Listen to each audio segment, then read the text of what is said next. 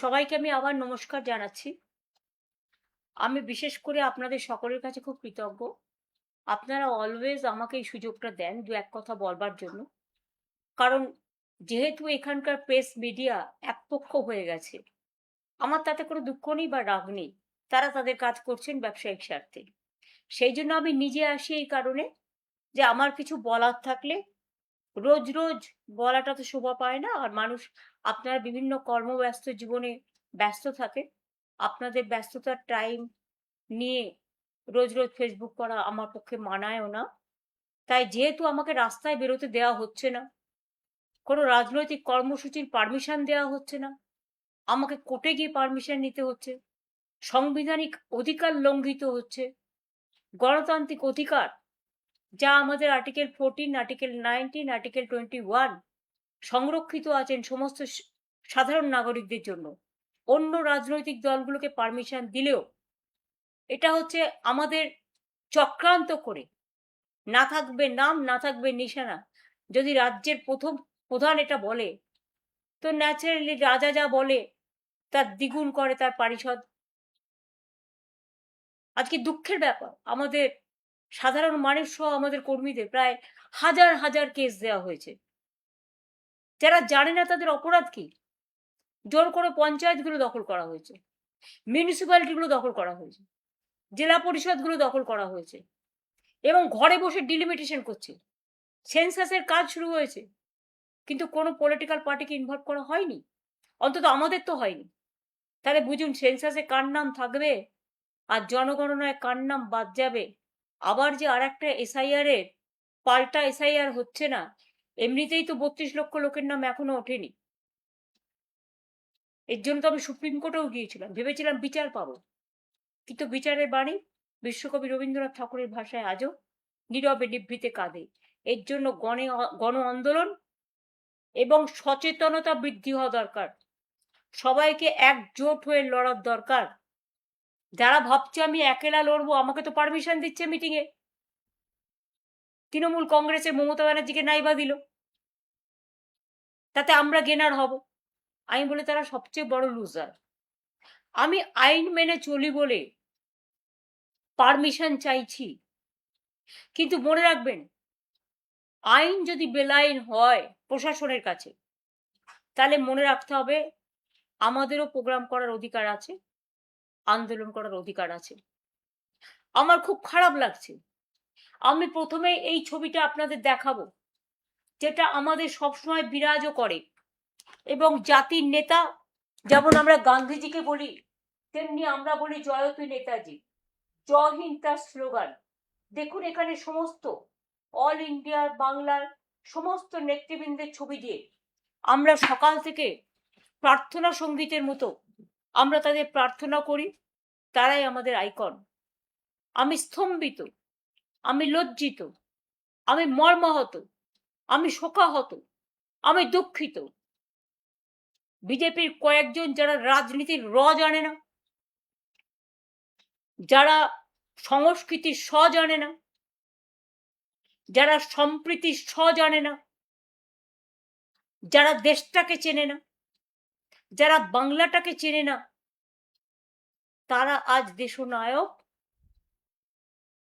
নেতাজি সুভাষচন্দ্র বোসের যে অসম্মান, যে অপমান করছে, তাদের একটু মনে করিয়ে দিই, ইন্ডিয়ান ন্যাশনাল আর্মি তৈরি করেছিলেন নেতাজি সুভাষচন্দ্র বোস, প্ল্যানিং কমিশন তৈরি করেছিলেন নেতাজি সুভাষচন্দ্র বোস,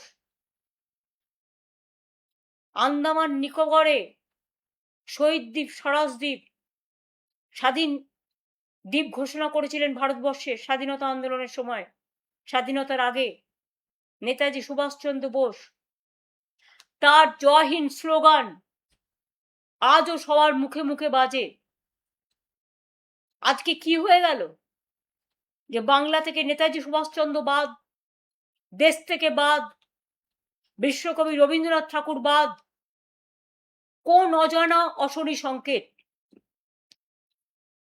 ব্যঙ্গ করে বিজেপির নেতারা বলছেন কেউ তাকে নানা রকমভাবে সাম্প্রদায়িক আখ্যা দিচ্ছেন, কেউ বা নানা ভাষার তকমা দিচ্ছেন। আমি সেই ভাষাগুলো বলে নিজেকে লজ্জিত করতে চাই না। আমরা লজ্জিত তাদের এই ভাষা শুনে। তার মাথার উপরে নানা রকম মানে কলঙ্কের ভূষণ চাপিয়ে দেওয়া হচ্ছে। কেউ কেউ তো তাকে আবার দেশদ্রোহীও বলে দিচ্ছেন, কেউ কেউ তো তাকে আবার নিয়ে নোংরা রাজনৈতিক খেলা খেলছেন। আমরা পরিষ্কার বলছি, এ অসম্মান, এ অপমান আমাদের একার নয়, সারা দেশের, সারা বিশ্বের। এবং আমি মনে করি এখনো যাদের বিবেক আছে, আবেগ আছে, যারা ক্ষমতার চেয়ারের কাছে মাথা নত করে না, যারা দেশনেতাদের সম্মান জানায়, বিশেষ করে আমার ইয়াং জেনারেশন, ছাত্র, যুব, মা, বোন, সংস্কৃতি প্রেমী সকলকে বলবো, একটু তাকান। বাংলা কি বাংলা থেকে হারিয়ে যাবে? না যারা দেশের জন্য লড়াই করেছেন, প্রাণ দিয়েছেন, আজ পর্যন্ত কেউ জানে না? নেতাজি সুভাষচন্দ্র বোসের জন্মদিনটা আমরা জানি, মৃত্যুদিনটা জানি না? ক্ষমতায় আসার আগে বিজেপি সরকার অনেক কথা বলেছিল, ফাইল খুলবেন, উদ্ধার করবেন। সে তো কোথায় গেল সে ফাইল? কোন আলমারিতে গচ্ছিত রেখেছেন আমরা জানি না। কিন্তু আমরা বাপুজিকে, গান্ধীজিকে যেমন জাতির পিতা বলি, আমরা নেতাজিকে জাতির নেতা বলি, দেশের নেতা বলি, দেশের মহানায়ক বলি, বীর যোদ্ধা বলি, বীর স্বাধীনতা সংগ্রামী বলি। যে মানুষটা সাহস দেখিয়েছিলেন, সারা পৃথিবী ঘুরে ভারতবর্ষের জন্য তিনি দরবার করেছিলেন, আজকে তার জায়গায় তাকে অসম্মানিত হতে হবে, তাকে অপমানিত হতে হবে? আমি আমাদের আইটি টিমকে দায়িত্ব দিয়েছি, তারা আহ্বান জানাবে সব ছাত্র, যুব, ডিজিটাল আইটি যারা আছেন, নেতাজি সুভাষচন্দ্র বোসের অসম্মান মেনে নেবেন না, তারা একত্রিত হয়ে প্রতিবাদ করুন। পুলিশ পারমিশন আপনাদের দেবে না, কারণ পুলিশ, আমি জানি না, আমি একদিন এই পুলিশের সাথে কাজ করেছি, তাদের প্রতি আমার অলবেশ শ্রদ্ধা আছে, কিন্তু পুলিশকে দিকেই তো আজকে ভয় দেখাচ্ছে এমএলএদের, ভয় দেখাচ্ছে এমপিদের, পরিবারকে ভয় দেখাচ্ছে, ইডিকে দিয়ে ভয় দেখাচ্ছে, সিবিআইকে দিয়ে ভয় দেখাচ্ছে, আইসি গিয়ে গাড়ি নিয়ে গিয়ে বলছে কোথাও কোথাও, আমি শুনেছি, হয় বিজেপি যা বলবে সেই দলে চলুন, তা নাহলে জেলে চলুন। এটা বলা কি পুলিশের রক্ষা কবচের মধ্যে পড়ে? না পুলিশের কোনো আইনের মধ্যে পড়ে? টোটাল বেআইনি কাজটা আজকে পুলিশকে দিয়ে করা হচ্ছে, যার জন্য রাস্তায় এত ট্রাফিক জ্যাম, মানুষ ঘন্টার পর ঘন্টা আটকে থাকে, সেদিকে ভ্রুক্ষেপ নেই।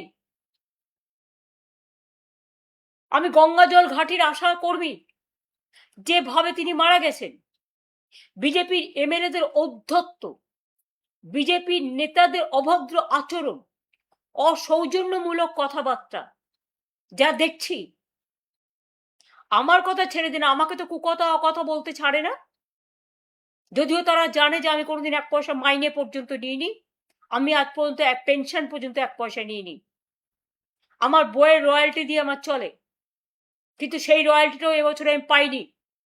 নিশ্চয়ই বিজেপির ভয়ে তারা মুখ বন্ধ করে বসে আছে। মানুষ বই কিনেছে বই মেলায়, সে টাকা আমাদের লোকেরাও জাগো বাংলার স্টল থেকে দিয়েছে, কিন্তু আজ পর্যন্ত আমি পাইনি, কারণ নিশ্চয়ই এতে কোনো খেলা আছে। আমাদের তো ব্যাংক অ্যাকাউন্ট থেকে শুরু করে সব ফ্রিজ করে দিয়েছে। বিজেপির কত অ্যাকাউন্ট আছে? সেন্ট্রাল কোষাগার, রাজ্যের আলাদা কোষাগার, ফন্টাল অর্গানাইজেশনের আলাদা কোষাগার, এমনকি আরএসএস রেজিস্টার্ড নয়। আমি ভেবেছিলাম তারা কখনো মুখ খুলবেন, তাদের কোষাগার, ফরেন থেকে তাদেরও মানি আসে, কই তাদের তো এফসিআর এ আটকায় না, খ্রিস্টানদের মানি আটকানো হয়, অন্যদের আটকানো হয়, আমরা ফরেন ফান্ড নিই না, কাজেই ফরেন ফান্ডের সাথে আমাদের যোগাযোগ নেই। তাই আমি কথা বলতে পারি, অনেক পার্টিই নেয়, তারা নেয় নিশ্চয়ই, তারা কোনো আইন করেছে বা কিছু একটা করেছে। কিন্তু ও বিজেপির যারা শাখা সংগঠন তাদের তো কোনো আইন নেই। আজকে যারা ইয়াং জেনারেশনকে নিয়ে নিটের বিরুদ্ধে আন্দোলন করলো তাদের অ্যান্টি ন্যাশনাল বানানোর চেষ্টা হচ্ছে, তাদের উপর অত্যাচার হচ্ছে, তাদের পরিবারের উপর অত্যাচার হচ্ছে। আমি বলি ওরে ভ্রষ্টাচারী সরকার, চ্যারিটি বিগিনস অ্যাট হোম। এই 3 মাসে বাংলায় তোমরা লক্ষ লক্ষ কোটি টাকা আমি শুনছি লুট হয়ে গেছে। কোনোদিন শুনেছেন স্লোগান দেয় রাম রাম রামজির নামে? রামজি আমাদের কাছে মা দুর্গার পুজো করেছিলেন, রাম সীতা আমাদের কাছে চিরকালই আমরা জয় শ্রীরাম গান্ধীজিও বলেছিলেন। কিন্তু এরা রাম মন্দির থেকে শুরু করে, পানিহাটির মন্দির থেকে শুরু করে, বর্ধমানের সর্বমঙ্গলা মন্দির থেকে শুরু করে, আরো অনেক মন্দির থেকে, বেনারস থেকে শুরু করে, মধ্যপ্রদেশ থেকে শুরু করে, আসাম থেকে শুরু করে প্রণামী বাক্স লুট করছে। ভাবছে প্রণামী বাক্সটাও বিজেপির অধিকার। পুকুর সংস্করণ নিয়ে বর্ধমানে দেখলাম 2জন মহিলা খুব প্রতিবাদ করছিলেন, তাদের জায়গা, অথচ তারা জানে না গেরো বাহিনী গিয়েও উদ্বোধন করবেন। যার তার জায়গা দখল করে নিচ্ছে। ঠিক আছে, হকারদের নিয়ে তোমাদের এত আপত্তি, অল্টারনেটিভ পথ কেন তৈরি করলেন না? একটা মানুষের রুজি রোজগার কাটতে গেলে তাকে বিকল্প পথের সন্ধান দিতে হয়। কেন আপনারা ওদের জন্য বিকল্প পথ না করে প্রায় 1 কোটি লোক আজকে চাকরি হারা হয়েছে, অন্নপূর্ণা ভান্ডারের নামে অনেক ভাওতা হয়েছে, অনেক মহিলার নাম বাদ গেছে। যারা আমার ঘরের মা লক্ষ্মী, লক্ষ্মীর ভান্ডার নামটা কেটে দিয়েছে।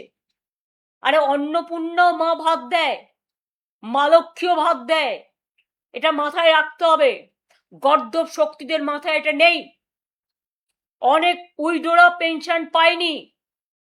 আজকে 3 মাস বাদে 4th আগস্ট, যখন 4 মাস শুরু হতে যাচ্ছে, আজকে 3 মাস পরে এই কথাগুলো বলছি।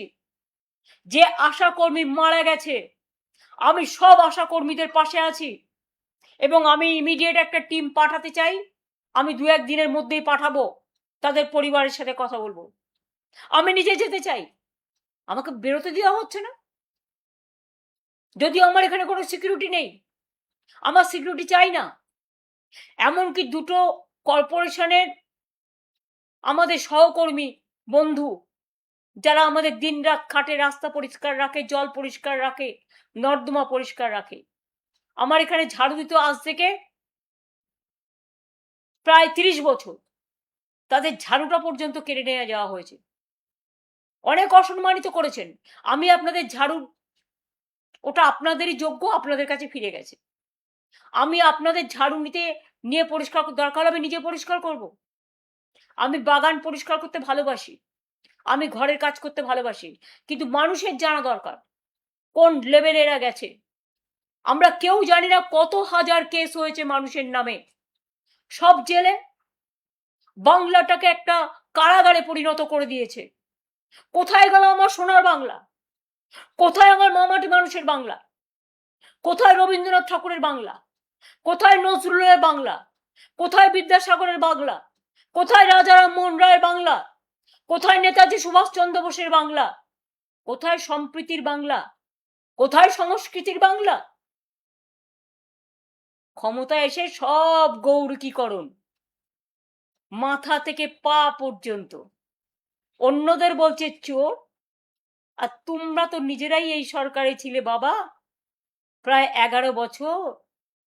তার আগেও বাবা এমপি, তুমি এমপি, বাবা মন্ত্রী কেন্দ্রীয় সরকারে তৃণমূল কংগ্রেসের দৌলতে।